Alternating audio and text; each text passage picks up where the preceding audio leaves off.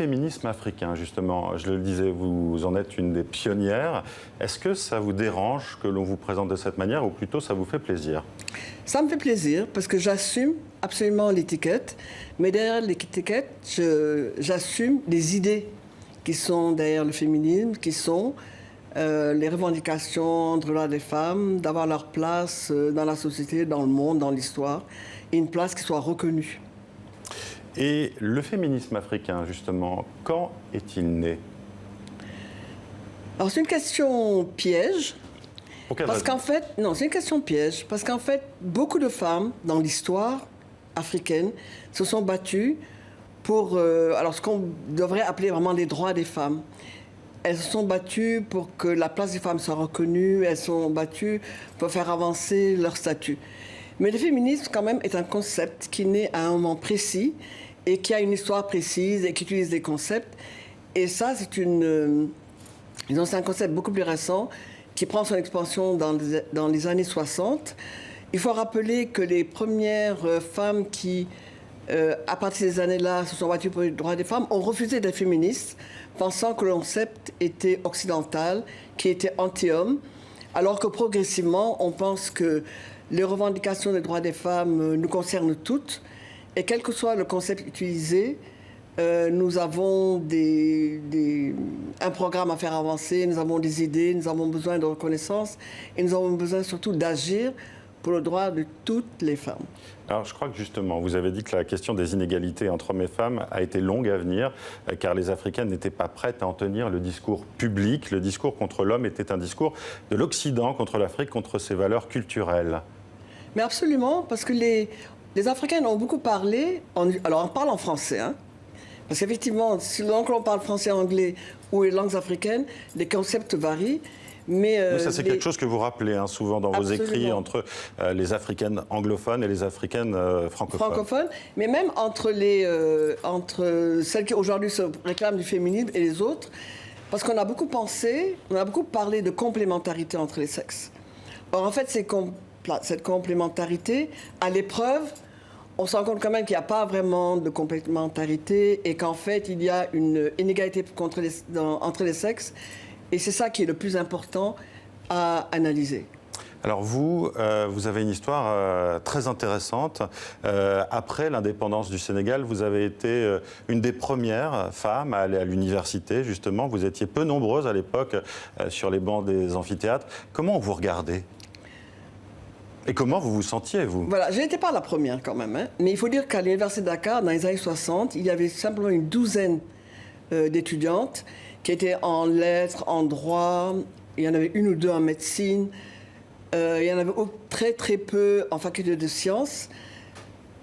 Alors quand on arrive dans un amphithéâtre qui est de 300 étudiants, où vous êtes deux Africaines, parce qu'il y avait ce qu'on appelait une Dahoméenne et moi, on avait l'impression qu'il fallait absolument réussir, parce que le regard des autres était un regard qui vous différenciait. Mais en même temps, je pense que c'était un défi, parce que nous étions un petit groupe où nous étions suivis par... il y avait un très bon encadrement. Et en fait, c'est un défi. Mais le défi, c'était de réussir, parce que nos parents avaient mis en nous beaucoup de leurs espoirs. Moi, mon père était fonctionnaire des impôts, ma mère était sage-femme. Je pense que mes parents voulaient que leurs enfants aillent plus loin. Il n'y avait pas de différence entre les garçons et les filles dans votre famille? Dans ma famille, non. Voilà. Et vous aviez un grand-père aussi, déjà, qui à l'époque... Voilà, qui était ouvrier typographe. Et j'ai une grand-mère, qui est une grande-tante, qui était institutrice. Donc je viens d'une famille où l'éducation était importante, l'éducation des filles était importante. Mais c'est une époque où l'éducation était vraiment un instrument de promotion sociale. Et pour nous, mes sœurs, mes frères et moi, je pense que faire des études, c'était presque obligatoire. On savait que c'était une chance d'ascension sociale ou de promotion. Et il n'était pas question de ne pas travailler vraiment, parce que c'était un impératif. Je parlais tout à l'heure du féminisme africain, on l'a un peu évoqué, mais en quoi ce féminisme africain se différencie-t-il du féminisme occidental? Ça a été aussi une lutte dans les années 70, notamment quand les premières chercheuses africaines ont été invitées aux États-Unis, notamment. Et qu'elles ont claqué certaines portes, je voudrais dire, c'est-à-dire que lorsque les Africaines Alors, mais vraiment beaucoup plus. Hein. Je ne parle pas de toutes celles qui, au 19e et au début du 20e siècle, se sont battues pour l'indépendance dans les pays et qu'on pourrait qualifier à juste titre de féministes parce qu'elles se sont battues contre l'Empire colonial, contre l'Empire britannique, contre l'Empire français. Celles-là, on les qualifie. Nous voulons nous-mêmes les qualifier de féministes parce qu'elles sont battues pour l'indépendance, mais en fait, elles sont battues contre les discriminations faites par un colonisateur.